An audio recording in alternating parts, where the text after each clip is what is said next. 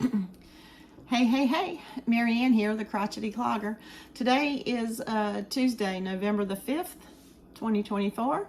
It's election day. If you have not already voted, please go do so. I wanted to get this video out today with some updates for you, that those of you that are following me, regarding the devastation in western North Carolina, in the Appalachian Mountains. You'll know that anyway, ongoing efforts are happening. Things change daily. I wanted to, okay, let me just start from the beginning because things have changed so much. First of all, warm winter goods, knitted, crocheted, I'm collecting for the cause, to help keep these people in Appalachia warm through the winter. I am collecting, I'm going to say toboggans, because that is what people here in the South call warm weather beanies or hats, whatever you want to call them. As soon as I started a channel on YouTube, I realized toboggan is not the word to use. Toboggan is a sled. I know that as well. But anyway, I grew up knowing winter hats as toboggans. But anyway, yes, we are collecting winter hats, winter beanies, scarves, gloves, mittens, wraps, blankets, whatever can keep a person warm. If you do not know, many people are living in tents, are living on the second floor of their flooded home that has, of course, the waters have receded. It's been what, five weeks since? I'm not even sure. It's been at least 4 weeks, maybe even 5, since Hurricane Helene devastated our mountain areas. What I'm trying to say, folks, is if you don't know what mountain living is like, there's not just cities. There's small little burgs, small little towns, small little communities, small little neighborhoods that are still secluded. And what I mean by that is they can't get out, because when you live in the mountains like the Appalachian Mountains, there's streams and rivers and valleys, and everybody has bridges. Everybody has and these are private bridges, right? These aren't, I would say a majority of the bridges going over the creeks and rivers are privately owned bridges for that person across the river, that family, those 10 families across the river, so that they can drive across the river and go, to work, to school, to town, like we all take for granted. They can't do that now. And that's why many of them still can't do that. And I'm just going to say it. If it weren't for the private people with excavators, the private helicopter pilots, I'm talking citizens, if it weren't for them, these things wouldn't be happening, and would not have been happening this last month. Things are still, the infrastructure is so devastated. I'm going to tell you really quick the reason I'm on, and I'm sorry I kind of got off. The person that I've been in contact with, Mr. Wayne Allred, you can find his channel. It's called Deep River Farms, I believe. Gosh, I hope that's right. Deep River Farms. I know it's Deep River, because I used to live very near there. Anyway, I just spoke with him on the phone maybe about an hour ago. And through a recent video that I watched of his, which was a video that he made upon their return for this last delivery of goods to Flat Rock, North Carolina, by the way. He spoke of, his name is Bud, and Bud is the one that is working with the church in Flat Rock and his team, getting things to a cutoff community. And you know, it's kind of like the good old days. You holler down in the holler, hey, hey, hey, hollering to the church, we need so and so and so and so. So, you know, the horse or the motorcycle or whatever is an ATV carrying up the supplies can put those supplies together and take them to that community that is cut off. Now, here is what has happened. If you have been keeping up with Deep River Farms videos as I have, you might know this, but it was just an astounding thing to learn. Bud has found another small community neighborhood of people who are alive and well and have been cut off this entire time, have not been yet discovered until now. So with that said, and after my conversation with Mr. Alra today, he said keep collecting. He told me keep collecting your warm weather goods.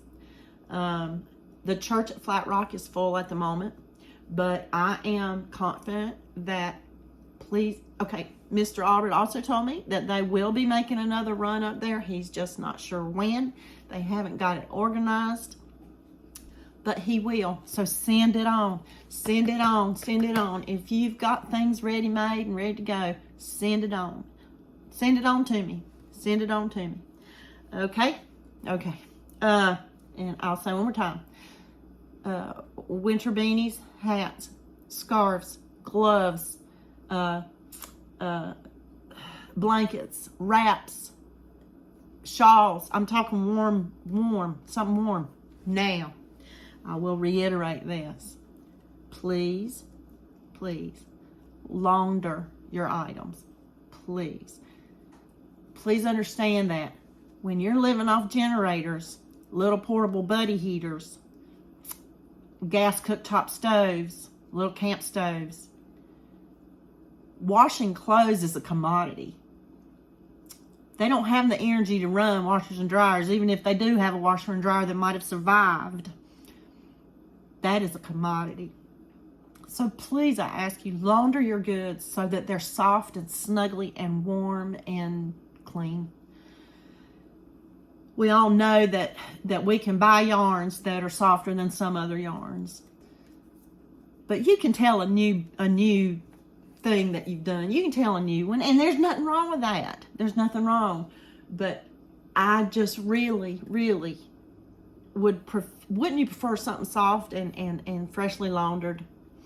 I mean, just please, it would be wonderful if you could do that. Again, laundering their things, for them to launder things is very much a commodity. Again, I just, I can do it. If it's not laundered, I'll take it to the laundromat and do it. Stick another $10 in the box for me, please, because it's expensive. I know it's expensive. But I sure hope that, anyway, that you guys understand where I'm coming from as far as that goes. Okay, again, go ahead and send your stuff. I don't know when the Midway Wesleyan Church in Randleman, that's Wayne Allred's church, the man who I don't know when they're going to make that next run of supplies. But if you guys can get your things to me, I'll make sure it gets on that run to Flat Rock, North Carolina. All right, I think that's all that I'm actually, what time? Oh, I'm only at about 10 minutes, so I'm just going to say, like Jan does, our beautiful Alaskan crafter. She says, hold please. So if you'll hold, I'm going to get some information together and do a little bit more of a video that I'll clip onto here, that I'll add on to this, about some things, something I'm going to be doing this weekend. And that's regarding another another big thing that Operation Mountain Relief is actually advertising right now. It's their next phase. So stay tuned. I'll be right back. Well, okay, I'm back. I wanted to get some things together and show you. One of the other things that Operation Mountain Relief is doing, and I'll reiterate this, Operation Mountain Relief is a unity of several different churches, all different denominations around the area here. One of which is Midway Wesleyan Church in Randleman, and that is the church with whom I've been corresponding. Wayne is a spokesperson for the church.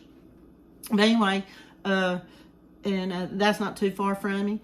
And not too far from me also is another church in Denton, and I'm very sorry can't think of the name, but they're handling the Project Santa for the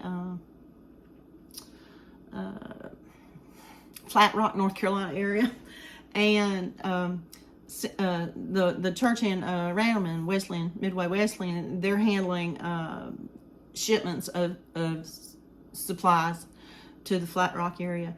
And then also, there's another church in Asheboro called Central Global Methodist Church. I grew up in Asheboro, North Carolina, and it's kind of not Asheville, Asheboro. I say Asheboro. That's what Asheboro say. Asheboro. Anyway, I grew up in Asheboro. I love the town. I miss the town. It's growing up a little bit too big for my liking. Speedo. Central Global Methodist Church in Asheboro is another part of Operation Mountain Relief, and they are doing a fundraiser called Helping Hands for Family. So basically, they are looking for monetary donations that will basically sponsor a family in need. And so one of the things that I've had a few health concerns over the past several months. I have a spot that is that I went ahead and paid for a craft fair. I was going to cancel doing it so that they could give the spot to somebody else, because even though I've been working on things to sell there, I just didn't feel like I had enough to warrant it. Well, I don't care. Even if I ain't got half a dozen things there to sell, I'm gonna sell them, and I'm going to say cash only on my sign. I've got the little swipey, I got all that tech stuff so I can accept credit cards and debit cards, but I'm just going to make it simple. I'm going to say cash only, and your money's going to go to the Central Global Methodist Church in Asheboro for Helping Hands for a Family in Flat Rock. But anyway, and if I only end up making $100, I don't, that's fine. Every penny counts. I will leave the name of that church and how you can get a hold of them if you'd like to do the same. In my opinion, every penny counts. If somebody could afford to, have enough money to fund a generator, or to fund just even a little, a little camp cook stove, or maybe they could fund what they might have to, I've been kind of trying to keep up and watch a lot of videos about the relief efforts west of me. And there are a few that I really do trust watching, and I followed very many, and in so doing and continuing to follow them, I see where I can trust what they're showing me. It's a little different when a video pops up and I see someone sitting in their car only with no kind of, or somebody that's got that green screen and they're showing all this devastation behind them, yet they're this funny little thing,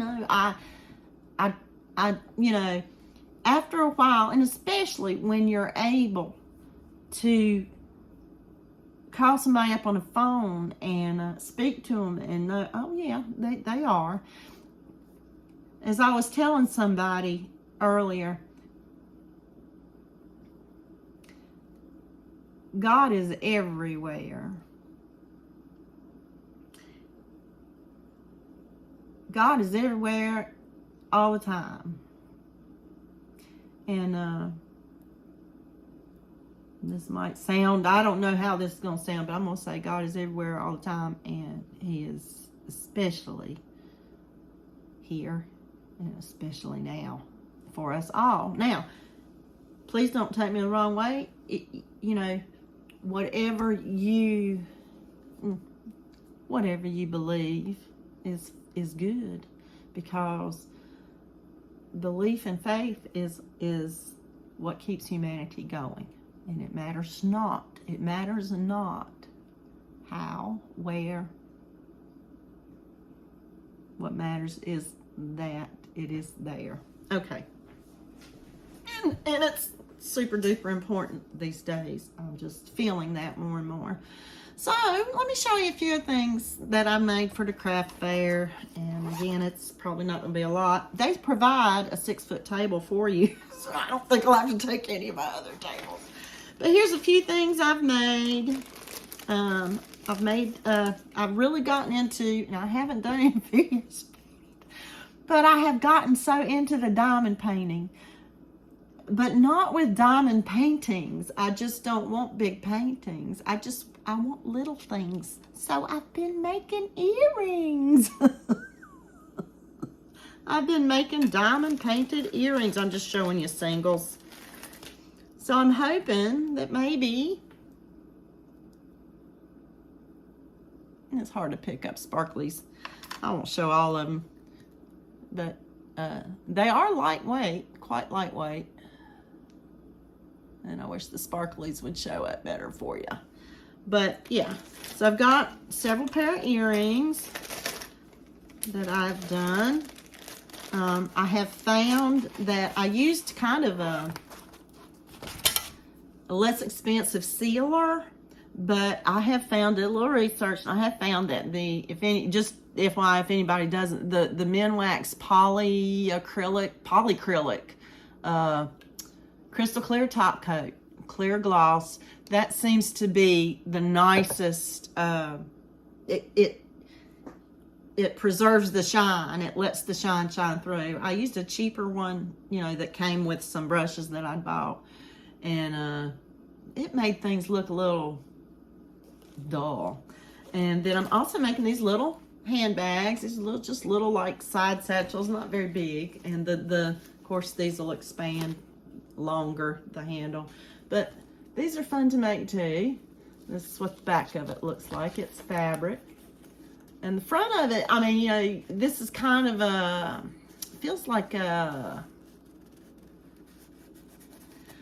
lunchbox kind of, but it's not. It isn't. It's just, and it's got a zipper top, I guess you could put lunch in there. Because the lining is kind of a vinyl-y kind of, I guess you could put your lunch in there. But, and can you see the sparkles? And then another bag I have is kind of more of a tote looking like bag. And it has pretty designs on it too. There you go, you can see the shine. I got several bags. I don't know how many I'll be able to knock out before this weekend, but I'm gonna try. And I've also got several of these made up. These are little Christmas cards. They're kind of neat. This is what's on the back. That's not a diamond painting. And then on the inside, it wishes you a Merry Christmas, and a little place you can write. And the front covers where the diamond things are. Can you see? I didn't put any. There you go. If I'd have stuck my light up here, it would have. But anyway, I love these Christmas cards. I'm not too sure that this is something that I would mail. I don't think you get by with the regular postage on this, because it might be a little heavy. Well, I don't know. Maybe not. I need to weigh it and find out, because I'm sure if anybody buys these, they'll probably ask me. This one I need to put one more. I try to put 2 coats of this stuff on it, and I've got one more to do. And sometimes I even do a 3 coats, especially on something like the earrings that are going to get, or the bag, especially the bags, because the bags will get knocked around, you know, and hung up on stuff. So anyway, that's, oh, and I also have, not just that, I have, here it is. I have a few things I've made up, you know, crocheted up, and one of which is a little chicken pot holder. And some, now I need to finish this one. I've also got some kitchen towels that you can hang on your handle with a little pin that around the handle. And I'm working on another one like this, but in this color combo. So I still have, I have a few things to make the sets a set. And they'll have each a washcloth and the dish towel that hangs and a double-sided pot holder, double thick pot holder. I love making these. And it will also have a large, I have a small hand, so, but I call this a large scrubby. It'll be a large kitchen scrubby. And that's about it. I have a variety of a bunch of these little scrubbies that, I don't know, I'll sell them for a couple of bucks a piece. You know, that was just kind of, what can I, that came because what can I do with this kind of scrubby, right? Whereas with this, I have held it together with another 4-weight cotton. This like eyelash type of scrubby, I held together with another cotton. But anyway, yeah. So, like I said, that's not a whole lot to have for craft fair, but every penny counts, right? Please don't hesitate to email me, leave a comment if you have a question. And again, or email me if you have any questions. If you're making things that you had planned on sending, please go ahead and do so as soon as you can. And I'll get it all prepared and ready and sorted to take to Midway Wesleyan Church in Randleman. Again, I will keep you posted because I am not sure, and Mr. Allred couldn't tell me exactly when that next run would be with supplies, but he welcomed me to bring more stitched, warm winter goodies. So, God's good, y'all. Oh, man. Okay, so I'll leave some videos down below, some channels that I've been watching, and many of you know these channels. One is Celebrating Appalachia. That's Tipper, right? All 3 of the channels have Appalachia in the name. Appalachian Homestead, that's Patera. Now Tipper, Celebrating Appalachia, I believe that's right. She has a wealth of information about, and it really proves the point about the issues they're having with volunteers in the mountain areas. It's not so much an issue here, but in the mountains it's very difficult because there's simply not room for a lot of people. Everything's gone. There's not room for a lot of people.